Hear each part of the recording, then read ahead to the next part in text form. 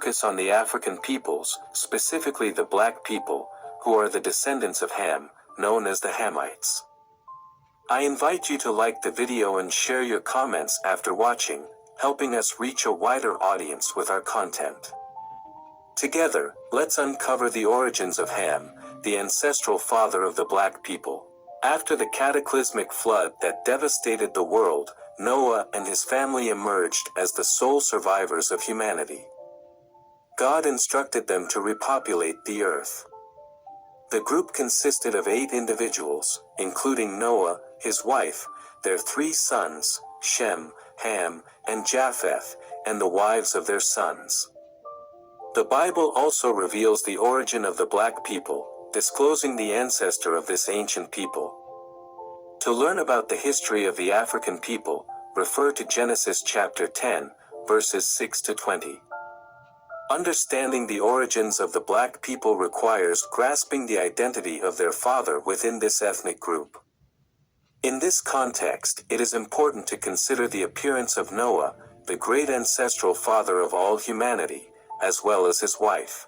Both Noah and his wife had mixed racial backgrounds, meaning they had ancestry from various ethnicities. This diversity resulted in children with different skin tones, colors, and features, reflecting the ethnic variety within their family. Brazil, for instance, possesses a remarkable characteristic of ethnic diversity due to its history of colonization by the Portuguese, the presence of native indigenous peoples, and the arrival of African slaves. This diversity has made Brazil a nation where people from all origins around the world come together, resulting in one of the largest mixed-race populations globally. It is common to see siblings with different colors and ethnicities in Brazil and other countries, with Mexico being a notable example of this phenomenon. Mexico has a significant population of mestizos, descendants of the intermixing between native indigenous peoples and European colonizers, primarily Spanish. The son of Noah who gave rise to the African people, the black people, was named Ham. Ham is considered the father of the African people, and it is through him and his wife that the black people originated. If you're interested in learning more about the history of Ham's wife or the wives of Noah's sons, please leave the comments below for future videos. In the realm of linguistic analysis of biblical names, it is both intriguing and captivating to observe that the name Ham carries a specific significance in Hebrew and Aramaic. Etymologically, Ham denotes the color of something burnt, essentially referring to a dark hue. This implies that Ham was described as an individual with dark skin. The meanings of biblical names often correlate with the ethnic and physical attributes of individuals and can also be connected to aspects of their personalities. Ham is acknowledged as the progenitor of the black people. If you have any black relatives within your family or lineage, it is important to recognize that you are a descendant of Ham. Similarly, if you identify as a black person watching this video, know that you are a descendant of Ham, the son of Noah. The Bible also mentions that Ham was a married man with a wife, and he fathered 4 sons who became the patriarchs of the black people. These sons of Ham are revered as the forefathers of various black nations and peoples, signifying their esteemed position within this lineage. The firstborn son of Ham and his wife was named Cush, also known as Cush. The name Cush literally translates to black, making him the foremost patriarch of the black people and the eldest son of Ham, as well as the grandson of Noah. Cush is recognized as the ancestor of diverse peoples and lands, one of which is the Kingdom of Cush. This ancient civilization thrived in the Upper Nile region, present-day Sudan. Renowned for its prosperity and influence, the Kingdom of Cush boasted its capital in Meroe, which was renowned for its wealth and flourishing trade. Existing for numerous centuries, it exerted its dominance over other areas of Northeast Africa. Furthermore, several other cultures and peoples in Sudan and neighboring regions can be considered descendants of Cush. Although it is challenging to precisely determine the exact territory inhabited by the descendants of Cush, known as Cushites, as they occupied regions in both Africa and southern Arabia, the Greeks referred to them as Ethiopians, which signifies burnt faces or black faces. Eventually, the term Cush predominantly became associated with Ethiopia. Additionally, it is believed that the Kassites of Mesopotamia are also descendants of Cush. The second son of Ham was named Mizraim, which literally means Egypt in Hebrew. It can also be interpreted as two Egypts or double fortress. The term Mizraim derives from Matzar, which conveys the concept of a fortress or fortified place. The plural form Mizraim is employed to denote Egypt as a region with fortresses or as a land with distinct borders. As the name implies, the descendants of Mizraim are conventionally associated with the ancient Egyptian population that inhabited the region we now identify as Egypt. The third son of Ham was named Phut, also known as Put in Hebrew. While transliterations of the original Hebrew texts may vary in different traditions, his name remains Put. Phut, which literally means a bow, refers to the ancient African tribes that were skilled hunters and relied on bows for hunting and sustenance. According to biblical references and historical sources, Phut is considered the ancestor of Africans. There are theories suggesting that the descendants of Phut may have inhabited regions in both Africa and the Middle East. These regions include Libya, Somalia, Nubia, and other areas in East Africa. It is also possible, based on broader interpretations of the Bible, that the descendants of Phut resided in other parts of East Africa. Moving on, the fourth son of Ham and the fourth grandson of Noah through Ham's lineage is named Canaan. Canaan can be interpreted as lowlands or lands of Canaan. However, Canaan was not the ancestor of Africans but rather the Canaanites, a prominent ethnic group that inhabited the region of Canaan and is mentioned in various parts of the Bible, including the Old Testament. The Canaanites were a diverse group who occupied the region prior to the arrival of the Israelites. They eventually became the major rivals and enemies of the ancient Israelites. Canaan himself was cursed by Noah due to an incident in which Ham mocked his naked father. As a consequence of this curse, many of Canaan's descendants worshipped demonic entities, which led to their downfall, including the horrifying practice of child sacrifice.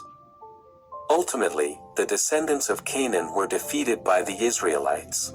The sons of Ham, namely Cush, Mizraim, Phut, and Canaan, populated the African continent after the flood and also migrated to Asia, reaching Australia, where they intermingled with the descendants of Japheth, particularly the tribe of Togarmah, forming united clans.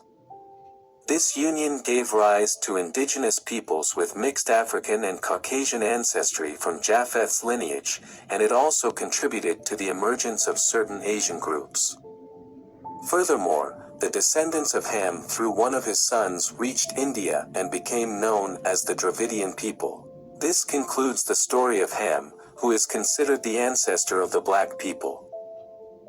Seldom addressed, which indicted entire groups of African peoples, forming a spiritual caste system. This invisible yet ubiquitous system was the Abrahamic belief in the curse of Ham. The so-called curse is described as Ham, Noah's son, looking upon his father's nakedness, and then Noah awakening from his drunkenness, cursing Canaan, Ham's son, in retaliation. Noah says, "Cursed be Canaan, a slave of slaves shall he be to his brothers." This verse in the Jewish and Christian tradition has elicited much comment and speculation in the literature, with Africans freighted with the cost of medieval interpretation.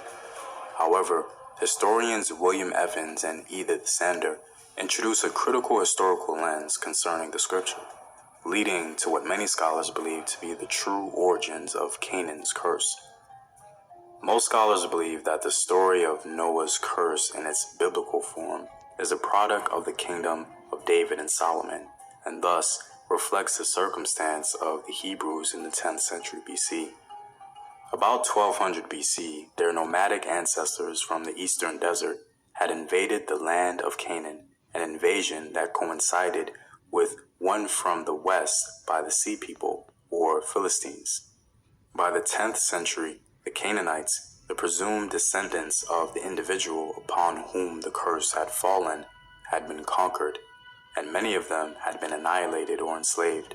Yet, it had become apparent that the victorious Hebrews would have to share the land and the Canaanites with those other conquerors, the Philistines, who thus become in myth the sons of Japheth, dwelling in the tents of Shem. The tradition provided a militarily successful people with religious sanction. Fam was really a justification for Canaanite subjugation by the Israelites.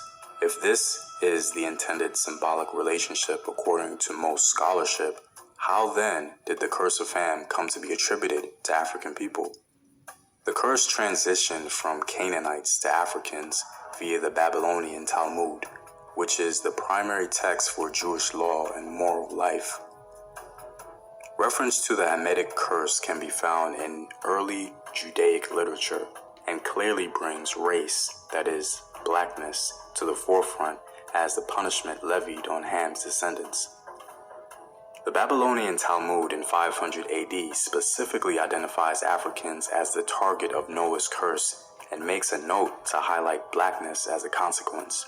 It even delineates African phenotypes, such as kinky hair and full lips.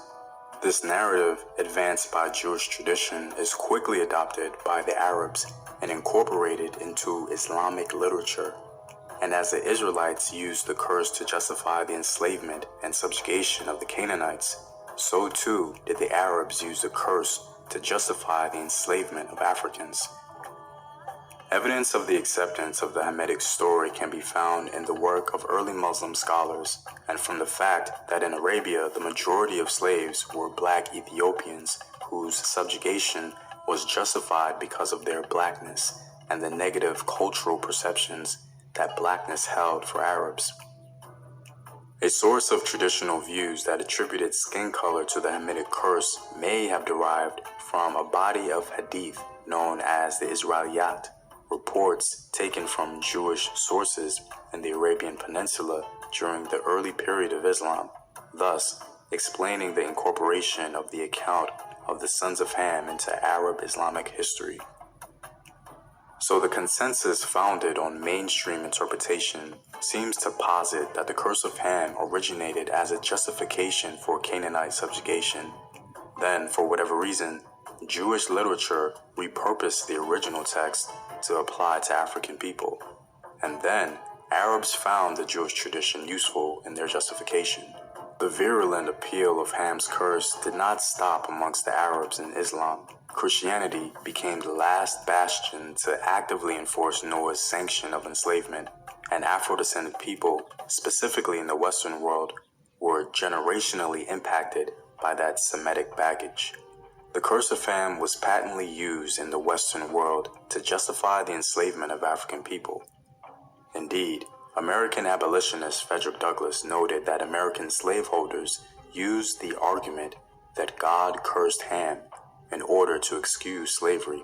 According to James Sweet, it was from the Islamic lands and from Iberia that these racial attitudes found their way into the Americas and were instrumental in the creation of American racism.